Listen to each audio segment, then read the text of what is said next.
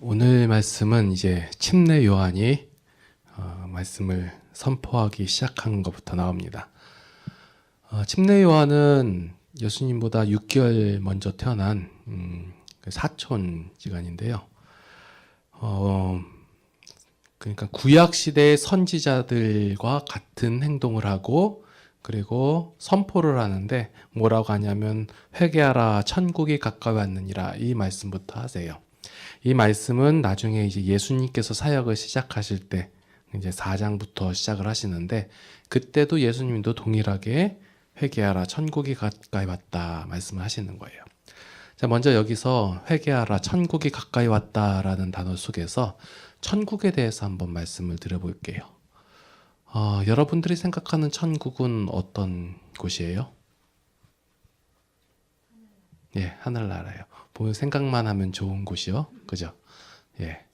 대부분 천국을 얘기할 때 장소적 개념을 많이 생각해요. 왜냐면 사람들 나라 하면 우리가 미국 하면 미국이란 나라를 생각하죠. 장소를 생각해요. 그런데 나라를 구성하는 3대 요소가 있는데 그것은 국민이 있고요. 그 다음에 주권이 있어요.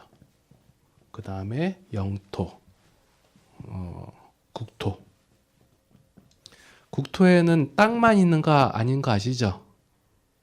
하늘도 있고 바다도 있어요. 그것을 영해, 영공, 영토 이렇게 나눠요. 그래서 그 법이 영향을 끼치는 곳을 얘기해요. 그러면 예를 들어서 우리가 이렇게 살다가 다른 나라에 가서 잠깐 거기서 일하면서 살아요. 그러면 어느 나라 국민이에요? 예를 들어서 호주에 갔어요. 호주 국민이에요? 대한민국 국민이에요? 대한민국 국민. 사는 곳이 호주인데 왜 대한민국 국민이에요? 대한민국의 법에 영향을 받아요. 그렇죠? 통치를 받는 것이고 투표도 거기서 하지만 누굴 뽑아요? 대한민국의 사람을 뽑아요. 그러니까 영토적 개념보다 우선시 되는 게 그 나라의 국민이고 그리고 주권이라는 거예요. 자, 그러면 우리가 천국에 대해서 생각할 때 장소적 개념도 물론 생각해야 되지만 그보다 더 우선시 되는 게 뭐냐면 천국은 믿는 사람, 성도, 하나님의 백성이 우선시 돼요. 자, 안 믿는 사람은 천국에 대해 생각을 해도 전혀 상관없는 거예요. 그러니까 뭐 좋은 곳, 그것은 뭐 낙원이라고 얘기도 하고, 극락이라고 얘기도 하고. 그런데 진정한 천국하고는 상관없는 사람들이에요. 하나님의 백성만이 그런 것이고, 또한 여기서 중요한 게 뭐냐면 아주 좋아요. 정말 그 옛날에 제가 만화 영화를 봤는데 그 초콜릿 나라 사탕 있고 막 굉장히 어렸을 때 봤을 때 그 나라가 제일 좋은 나라였어요. 무슨 뭐였더라? 그 하여간 뭐 강이 다 콜라고 한타고 예. 그런데 제가 생각하는 그런 아름다운 곳, 그 각각 개개인이 생각하는 가장 좋은 곳, 그런데 거기에 하나님이 안 계세요. 그럼 천국일까요? 성경에서 말하는 천국은 확실히 아닌 거예요. 확실해요. 그러면 여기서 얘기하는 가장 중요한 건 주권, 통치를 얘기하는 거예요. 통치. 하나님의 법 아래에 있는 곳. 여기서 이제 침례 요한이 선포하잖아요. 그 회개하라 천국으로 가자가 아니라 천국에 우리가 가자가 아니라 천국이 가까이 왔다라는 표현을 써요. 그러면 장소적 개념의 표현보다는 통치의 개념이 훨씬 더 강한 거예요. 이 말은 뭐냐면 주의 길을 예비하는 자가 이제 침례 요한이잖아요. 침례 요한이 말씀을 선포하면서 시작한 게 뭐냐면 회개하라. 그러면 천국이 가까이 왔다. 예수 그리스도께서 오셨다라는 예수님의 등장을 선포하는 거예요. 그럼 예수님께서 오셔서 뭘 하셨냐? 바로 하나님의 통치권을 얘기하고 하나님의 주권을 얘기하고 하나님의 법 안에 있는 사람, 법 아래에 있는 자가 어떻게 행동하는지를 대표적으로 보여주신 분이 바로 예수님이에요. 그러면 우리가 이제 천국 생각하면 통치적 개념이 훨씬 더 큰 것이고 이제 천국이 가까이 왔다는 말은 이제 하나님의 마음과 하나님의 원리를 통치하시는 예수 그리스도의 등장을 말하고 있다라는 거예요.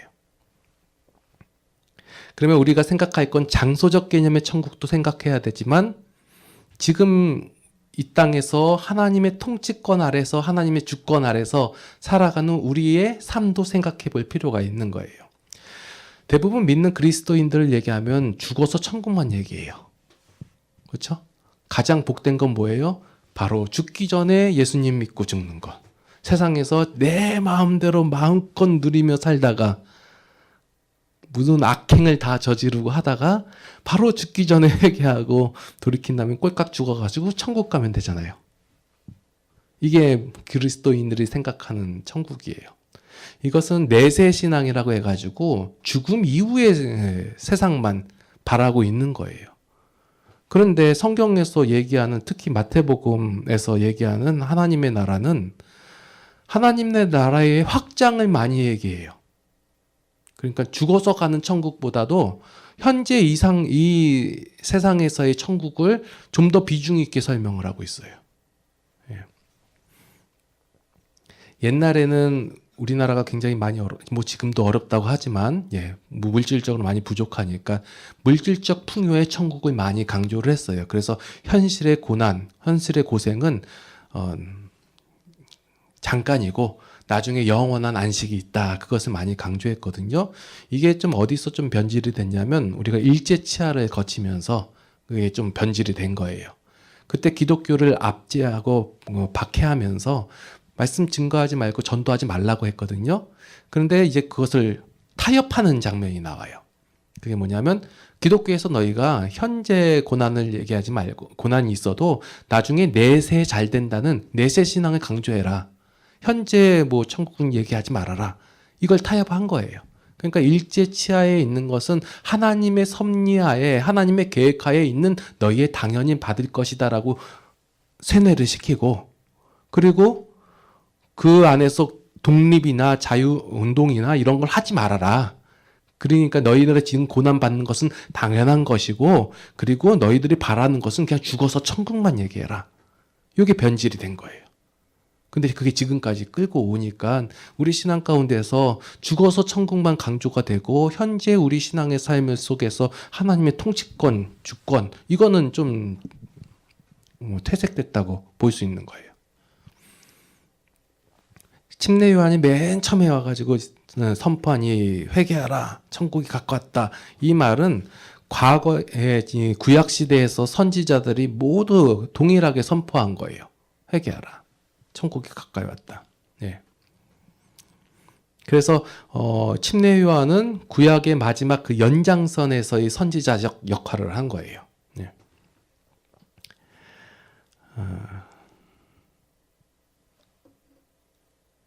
그래서 우리가 그 천국, 죽어서 가는 천국만 바라기 때문에 현재에서 좀 복을 못 받고, 현재에서 좀 궁핍하게 살고 힘들게 살아도 내가 천국 가서 보상받는다, 요거 개념이 좀 강해요. 그것 중에 하나가 뭐냐면, 내가 예수님을 믿게 되면서 나에게 실제적으로 보상이 된 게 무엇이냐 하고 의문을 갖기 때문에 많은 사람들이 난 보상을 받았다라고 얘기하면서 뭘 드냐면, 내가 예수님 믿었더니 사업이 잘 됐더라, 내가 예수님 믿고 살았더니 내 가정이 잘 됐더라, 사고가 없다더라, 이런 걸 들고 나오는 거예요. 보상적 개념이라고 생각하니까. 보상이 무엇이냐? 예를 들어서 누구한테 당신 예수님 믿기 전하고 예수님 믿고 난 후에 뭐가 달라졌냐? 라고 물으면, 그래서 하나님께 받은 복이 무엇이냐? 얘기하면 사람들은 생각하는 게, 우리 집 지평수가 넓어졌어요. 아니면, 내가 좀 공부를 못했는데 좀 잘하게 됐어요. 이런 걸 얘기한단 말이에요. 그래서 만약에 그걸 못 받은 사람은요. 예를 들어서 예수님 믿기 전엔 거부였는데 예수님 믿고 나서 쫄딱 망했어요. 그러면 보상을 못 받은 건가요? 저주를 받은 건가요?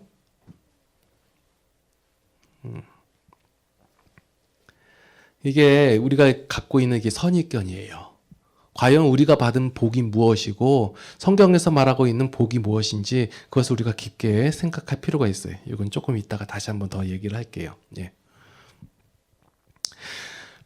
침례 요한이 얘기한 회개라 천국이 가까이 왔다 해서 이 통치의 개념, 천국이 가까이 왔다, 하나님의 통치권 안에 있다라는 것은 무엇이냐면 우리가 이제 예수님 하나님으로 말미암아 그 하나님의 백성이 됐잖아요. 그 하나님의 법 아래에 있고 하나님의 통치 아래에 있는 거예요. 그래서 그 하나님께서 우리의 주인이시라는 그 고백과 감사가 이제 매 주일로 하여금 우리가 하나님 앞에서 그것을 고백한다는 거예요.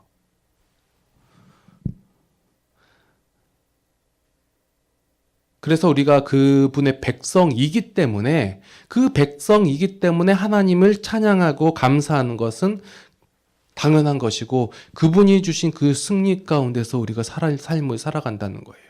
여기서 첫 번째 주시돼야 되는 것이 뭐냐면 국민이라는 거예요. 하나님의 백성이 하나님의 통치권 아래 있는 거예요. 미국 사람은 미국의 통치권 아래 있어요. 그래서 세계 어느 나라에 있든지 간에 미국의 보호 아래 있어요. 그렇죠? 대한민국도 마찬가지예요. 대한민국 국민은 대한민국의 통치권 아래 있기 때문에 세계 어느 나라에 있든 간에 그가 대한민국의 보호 아래 있는 거예요. 그러면 우리가 생각할 이제 예수님 믿고 난 다음에 받은 보상이 무엇이냐라는 것은 뭐냐면 하나님의 백성이라는 거예요. 여러분들은 세상에서 살고 있어요, 지금. 그죠? 천국 안에 있는 건 아니에요. 그죠? 우리가 장소적 개념의 천국은 아직 못 갔어요. 그렇지만 우리가 하나님의 백성이기 때문에 어디 통치 아래 있어요? 하나님의 통치 안에 있단 말이에요. 하나님의 법 안에 있고. 그러면 하나님께서 책임을 지신다는 얘기예요. 그러니까 우리의 삶 속에서 하나님께서 책임을 지시는데 우리가 요구하는 것은 현실적인 보상, 그것만 바란다는 거예요. 그런데 그거는 옵션이고 그게 아예 없다라는 얘기가 아니라 그것 외에 그보다 더 먼저 된 게 있단 말이에요. 그게 뭐냐면 하나님의 자녀로서의 누려야 할 것들. 그러니까 이렇게 나와서 예배 드리는 것도 하나님의 자녀의 특권이라는 거예요. 감사할 수 있는 것도, 깨달을 수 있는 것도, 그리고 죄에 대해서 승리하는 것도, 이게 모두 다 하나님의 백성이기 때문에, 하나님의 자녀이기 때문에 할 수 있는 것이라는 거예요. 자, 그 다음에 봐야 할 게 이제 회개하라가 나오잖아요. 그죠? 자, 회개하라 하면 뭐부터 생각하냐면 일반적인 사람들이 내가 잘못한 것을 먼저 생각해요. 잘못됐다가 아니라 기본적으로 다 그래요. 회개하라 그러면 생각하는 거예요. 내가 어제 뭘 잘못했지? 내가 그제 뭐 했지? 자, 애들은 애들의 생각을 하고 어른은 어른의 생각을 해요. 그래서 회개하십시오 하면 잘못한 게 없다라고 생각한 사람은 나한테 왜 회개하라고 하냐 이렇게 나오는 거예요. 그래서 과거에 있는 선지자들이나 침례 요한이 이제 선지자들이 이제 선포하잖아요. 회개하라 하니까 이스라엘 백성들이 내가 왜 이렇게 나오는 거예요. 잘못한 거 별로 없거든요. 생각해 보니까. 그러니까 뭘 회개하라는 거냐 하고 회개하라니까 회개하는 내용이 뭐냐면 제가 뭘 훔쳤습니다. 잘못했습니다. 이런 거예요. 근데 여기 성경에서 말하고 있는 회개에 대해서 조금만 더 깊게 한번 들어가 볼게요. 회개는 그냥 잘못을 뉘우치는 게 아니에요. 자, 원래 의미로 따지면 회개는 돌이킨다라는 개념이에요. 돌이키다. 가던 방향에서 돌이켜서 원래 방향으로 돌아가는 거예요. 사람이 죄인이기 때문에 죄의 길로 가는 거예요. 죄의 길이 무엇이냐면 하나님이 없다 하고 하나님을 거부하는 것이고 하나님을 인정하지 않는 거예요. 그게 죄예요. 그런 행위 중에 하나가 살인이요, 도적질이요, 이런 것들이에요. 모든 악행들. 그러니까 악행이 죄이기도 하지만 그보다 근본적 그건 죄에 대한 현상이고 드러나는 결과지 기본적으로 죄의 속성이 뭐냐면 하나님을 인정하지 않고 하고 거부하는 거예요. 그게 바로 죄의 길이거든요. 그런 길에서 돌이켜라 이게 회개예요. 근데 흔히 이제 제가 학생배들 가르칠 때 보니까 회개하라 했더니 울어요. 잘못했어요. 막 울어요. 수련회 같은 데 가면 아이들이 눈물 콧물 울어요. 기도하고 분위기가 아주 좋아가지고 울어요. 그리고 나서 그대로 또 행동해요. 여전히. 하나님 몰라요. 알려고도 안 해요. 예. 그럼 회개예요? 아니에요? 회개 아니에요. 어떤 사람이 어느 날 각오를 했어요. 내가 다시는 죄를 범하지 않겠습니다. 하나님, 제가 하나님 앞에 온전하게 바르게 살겠습니다. 선한 행동을 하면서 살겠습니다. 앞으로 이렇게 하겠습니다라고 작심을 하고 다짐을 했어요. 예. 그리고 막 많이 울었어요. 막 시원하게 막 울었어요. 그리고 나서 그것을 우리는 회개라고 얘기하지 않아요. 울지 않아도 돼요. 다짐을 안 해도 돼요. 뭐예요? 돌이키는 거예요. 돌이키는 게 뭐예요? 나쁜 짓을 안 하는 걸 돌이키자고 얘기 안 해요. 성경에서 말하는 회개는 내가 악행을 저지르고 있잖아. 내가 악행을 멈추는 걸 회개라고 얘기하지 않아요. 근데 우린 그걸 회개라고 알아요. 회개는 무엇이냐? 돌이켜서 하나님을 바라보는 거예요. 그 하나님께로 가는 걸 회개라고 하는 거예요. 하나님의 말씀을 가까이 하는 것이고 하나님 말씀을 읽는 것이고 우리의 삶 속에서 하나님의 통치권이 무엇인지 하나님의 주권이 무엇인지를 다시 한번 생각하고 그분을 인정하는 거라고 했어요. 인정을 할 때 비로소 회개했다라고 얘기하는 거예요. 그런데 그것을 우리 스스로 할 수 있느냐? 없다예요. 그래서 인간 스스로 인간의 노력으로 인간의 어떤 감동으로 회개할 수 있냐? 없다라는 거예요. 근데 우리가 회개할 수 있다라고 생각하고 우리 마음속에서 어떤 감동이 일어나니까 그것이 회개라고 생각한다는 거예요. 제가 오늘 처음 듣는 얘기 하시는 거예요. 예. 여태까지 그게 회개인 줄 알았어요. 멈추는 게 회개인 줄 알고 악행을 저지르지 않는 게 회개인 줄 알았어요. 그것도 내가 돌이킬 수 있고 내가 감동을 받으면 이렇게 할 수 있을 거라고 생각해요. 그렇게 했어요. 근데 성경에서는 그렇지 않다예요. 제가 설교 가운데 항상 어떤 마무리 지을 때 될 수 있으면 흐지부지하게 져요. 감동을 안 주려고. 왜 그런지 아세요? 감동받는다고 사람이 변하진 않아요. 왜냐하면 저희가 하나님을 믿기 때문에 그래요. 하나님이 회개케 하시고 하나님이 역사하시는 것이지 어떤 기교와 어떤 작심을 하게 되고 다짐을 하게 되고 어떤 감동이 주어진다고 해가지고 변하는 것이 아니에요. 하나님께서 하시는 거예요. 그래서 회개는 하나님께서 하시는 거예요. 그리고 우리가 회개한다는 것은 하나님께서 그 행하신 것을 바라보고 하나님께서 그 만들어내신 것을 내가 확인을 하고 그것을 회개라고 얘기하는 거예요. 어느새 보니까 내가 죄의 길에서 벗어나 의의 길로 행하고 있단 말이에요. 하나님을 가까이 하고 있고 하나님을 바라보고 있고 어느새 그 하나님이 그렇지 하나님이네요 라고 고백하고 있거든요. 그러면 그걸 누가 하셨냐? 하나님께서 하셨다라는 거예요. 인간은 인간의 능력으로 인간의 힘으로 죄의 길에서 벗어날 수가 없어요. 죄인이기 때문에 어떤 사람은 조금 짓는 죄인, 안 짓고 머무르고 있는 죄인, 아주 크게 짓는 죄인 이렇게 나타나는 것이지 다 똑같은 죄인이라는 거예요. 근데 그러한 죄인이 어느새 보니까 하나님을 바라보고 있고 하나님을 인정하고 있단 말이에요. 그럼 누가 하셨냐? 이거 하나님께서 하셨습니다. 이게 회개라는 거예요.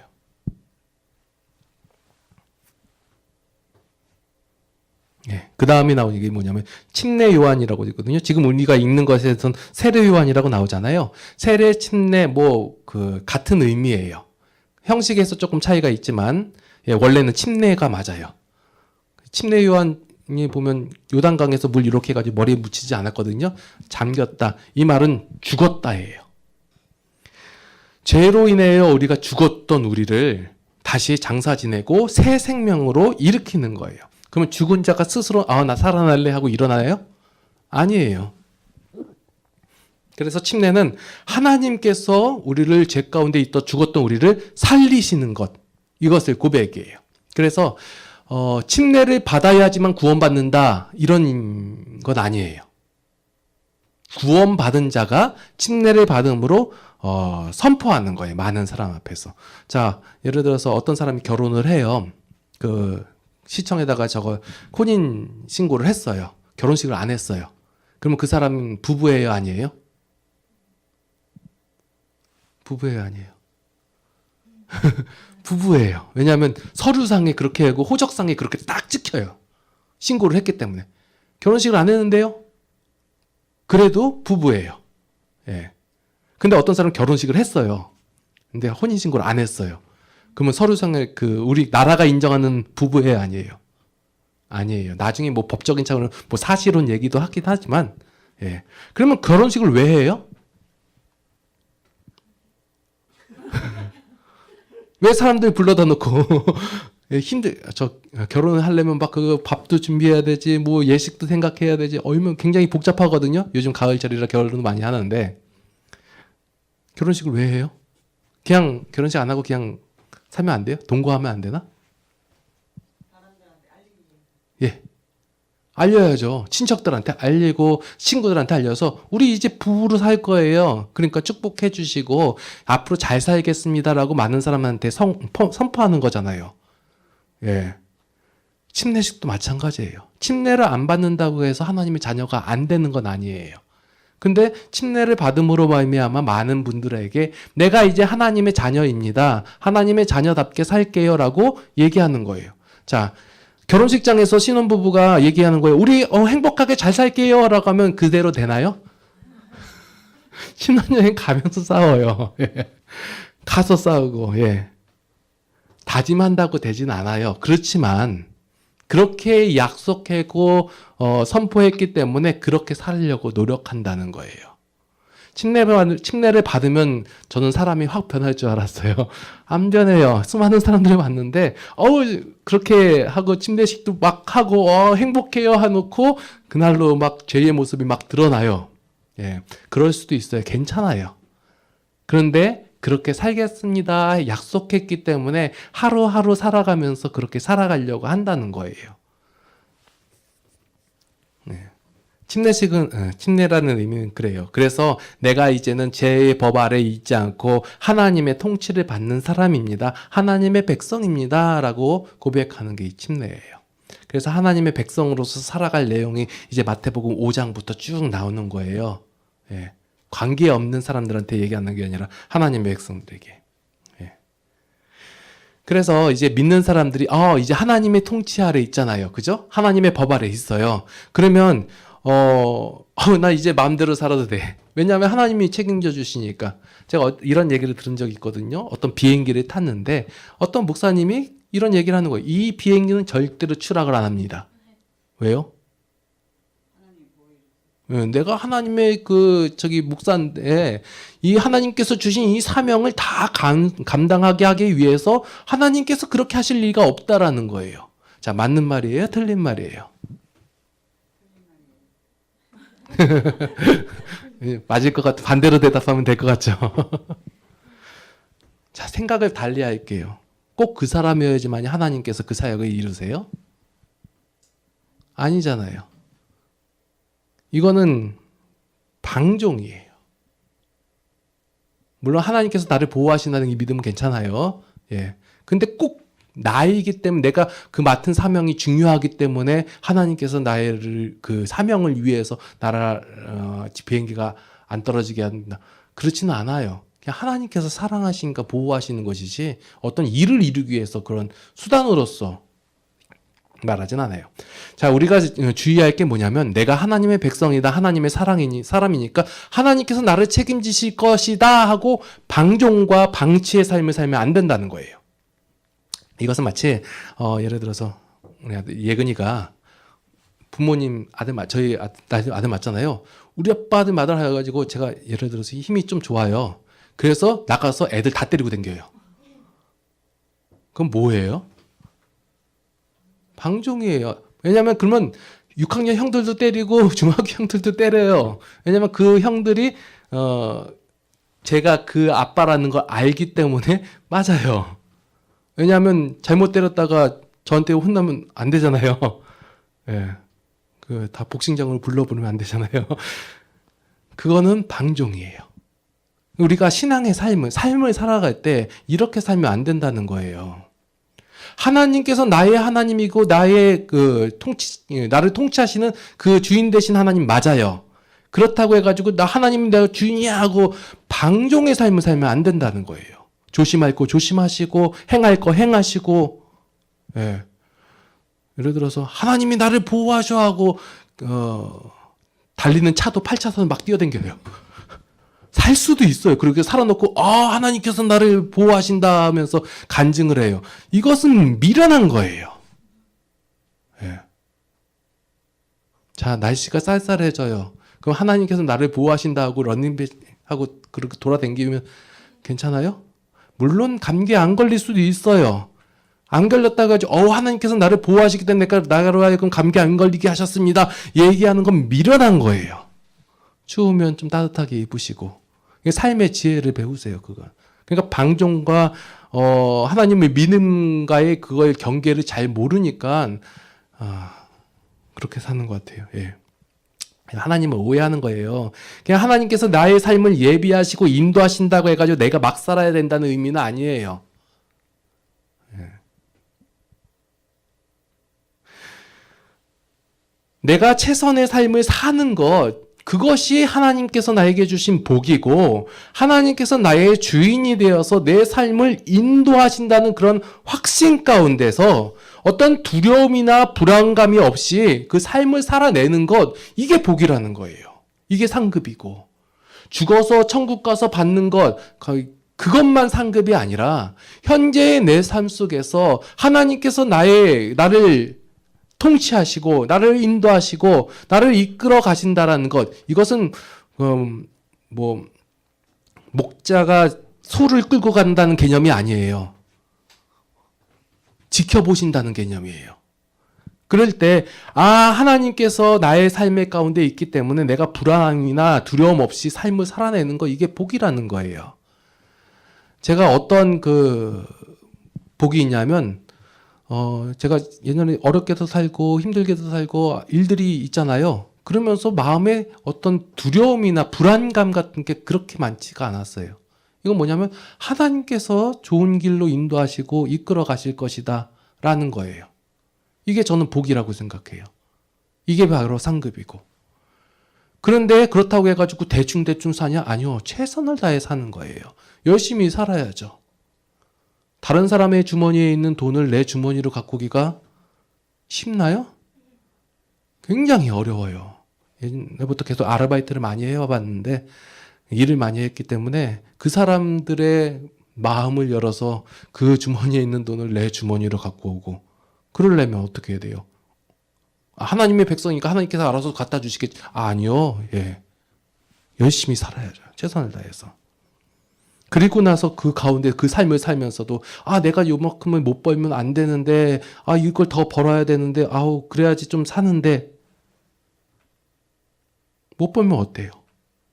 몸이 아픈데 하나님 고쳐주셔야 되는데 안 고쳐주면 어때요? 죽으면 천국인데. 아니, 하나님께서 이미 죽거나 죽기 전 지금도 내 하나님이 되시고 나의 하나님이 되시기 때문에 그분 안에 있기 때문에 그것이 그냥 나의 기쁨이고 복이고 상급이라는 거예요.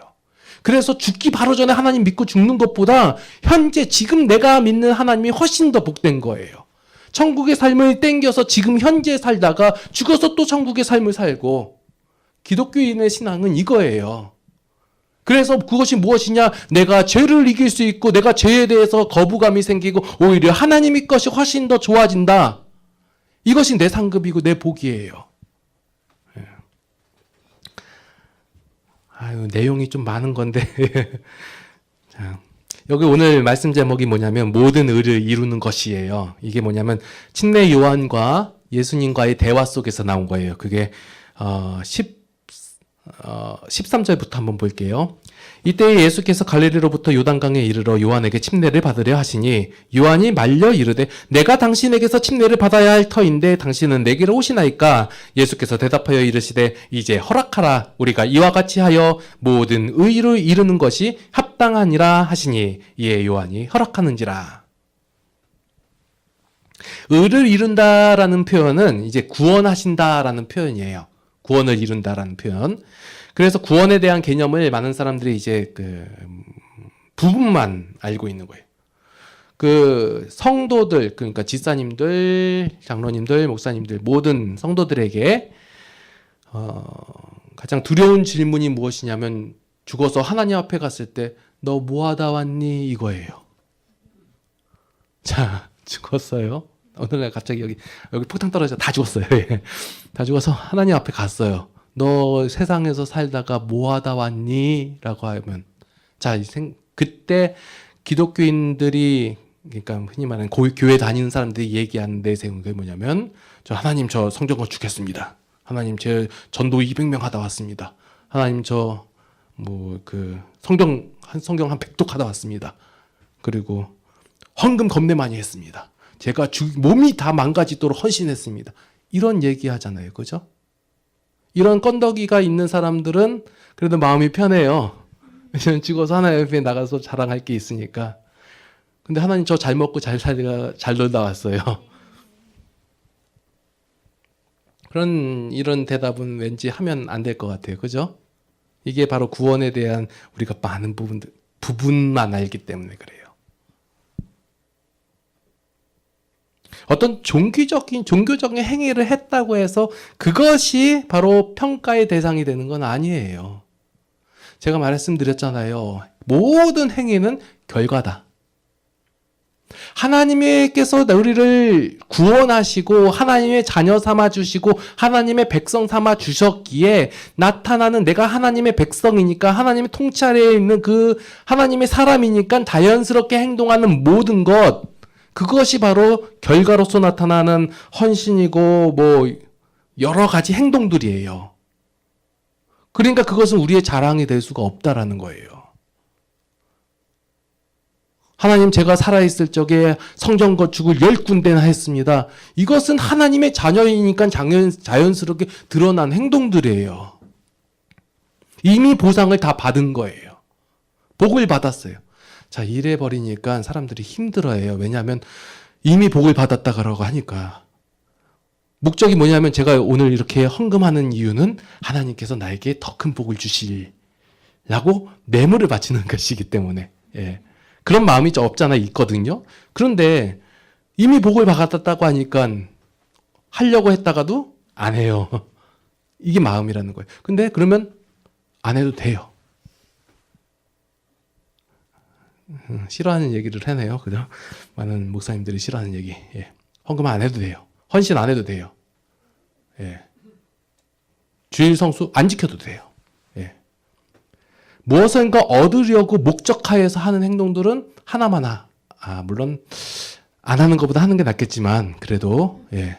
원 의미는 뭐냐면 먼저 행할 게 뭐냐면 내가 하나님의 백성이 먼저예요. 근데 그게 내가 하는 게 아니라 하나님께서 하셨잖아요. 하나님께서 하신 것을 내가 알고 나니까 행하는 모든 것이 이제 하나님의 것이 드러나는 거예요. 결과로 나타나게 되고. 그럼 그거 누가 하신 거예요? 하나님이 하신 거잖아요. 그럼 내 공로 있어요, 없어요? 없잖아요. 이미 복을 받았잖아요. 예. 제가 여태까지 쉬지 않고 계속해서 사역을 해왔어요. 사역 경력이 무려 20년이 다 돼가요. 예. 사역자로 산 지가. 예. 그러면 하나님께서 이렇게 오래 했으니까 하나님께서 나에게 복을 주시겠지. 저는 그렇게 얘기하는 게 아니라 이미 복을 받았다예요. 매 순간순간. 그 일을 할 수 있었던 것이 복을 받았기 때문에 행하는 것이지 그 일을 했기 때문에 복을 받은 건 아니에요.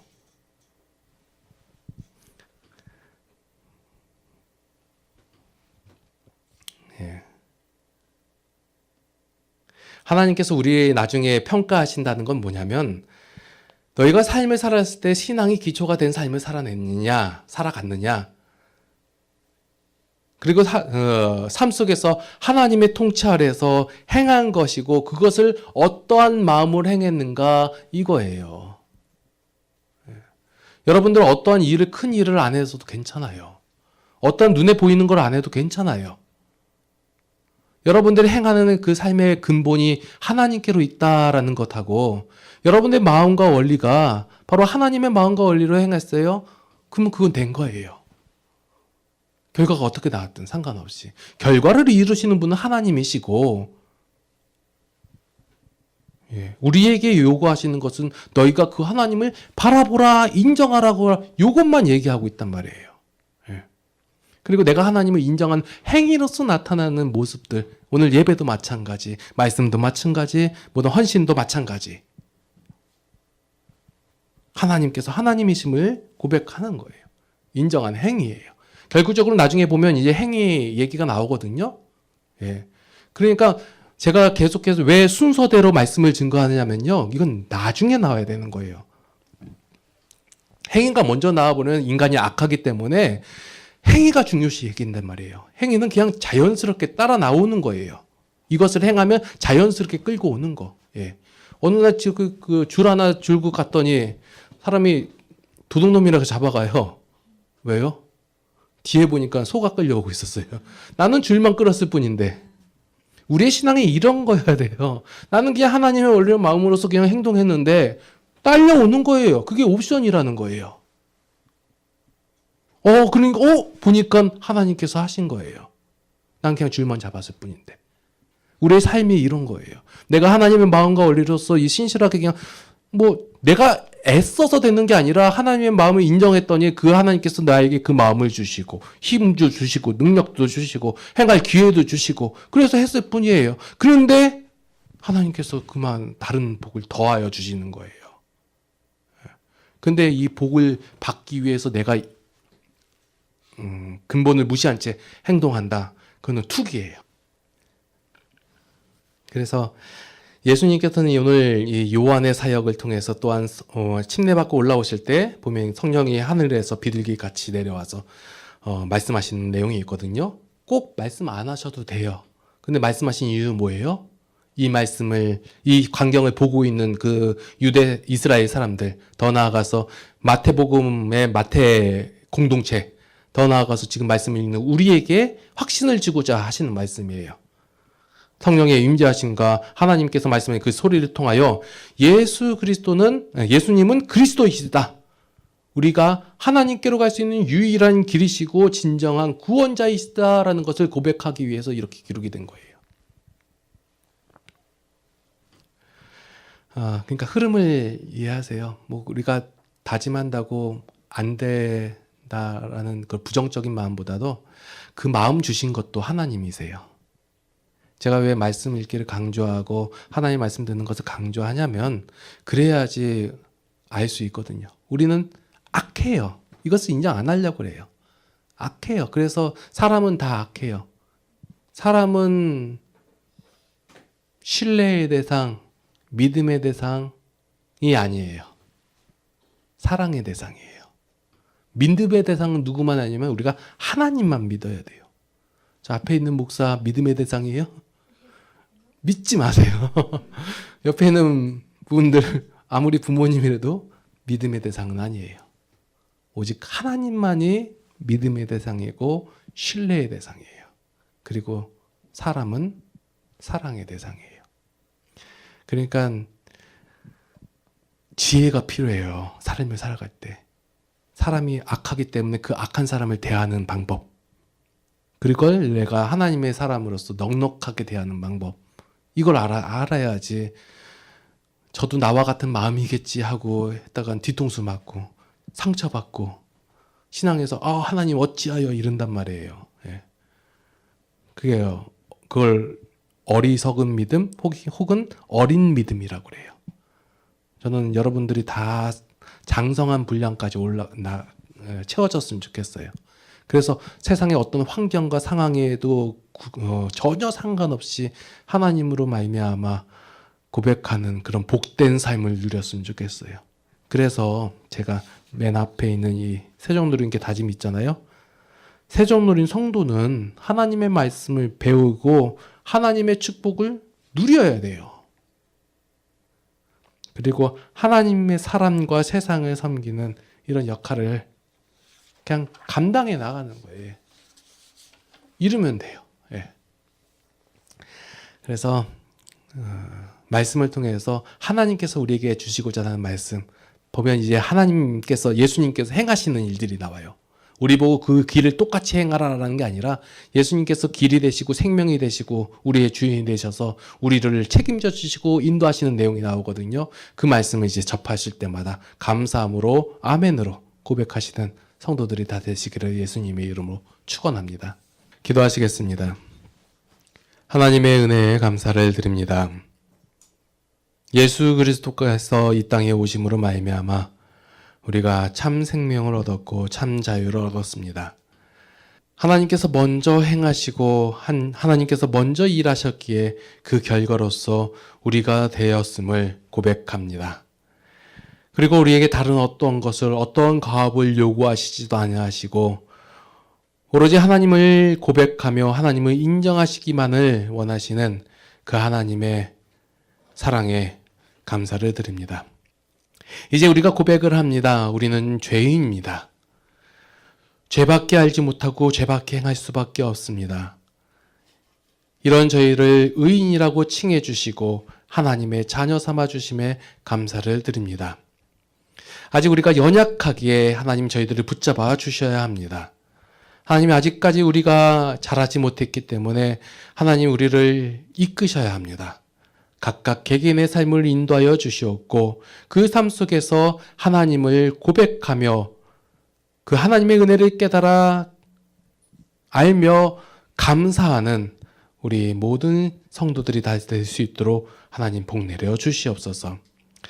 하나님이 나의 하나님이시고 나의 주인이시라는 것이 우리에게 얼마나 큰 복이고 그것이 우리의 큰 능력이 됨을 우리가 고백합니다. 하나님, 그 하나님이 항상 우리와 함께 하시고 이끄시고 인도하신다는 사실을 우리가 날마다의 삶 속에서 인정하게 해주시옵고 그 하나님의 힘과 능력과 원리와 마음으로서 세상을 살아가는 우리의 인생이 되게 하여 주시옵소서. 하나님께서 우리를 구원하셨기에 천국을 미리 맛볼 수 있도록 나심을 감사합니다. 그 하나님께 항상 감사하는 삶이 매일매일 되게 하여 주시옵소서. 그리하여 다음 주에 함께 모였을 때 일주일 동안 행하신 하나님을 바라보며 고백하는 귀한 시간 되게 하여 주시옵소서. 이제는 우리 주 예수 그리스도의 무한하신 은혜와 하나님 아버지의 극진하신 사랑하심과 성령님의 감화감동 교통 인도 보호 역사하심이 이제는 하나님의 자녀로서 세상을 이기며 세상 가운데서 기쁨과 감사함으로 살기를 원하는 모든 성도들 머리 위에 이제로부터 영원토록 함께 하시옵기를 간절히 축원하옵나이다. 아멘.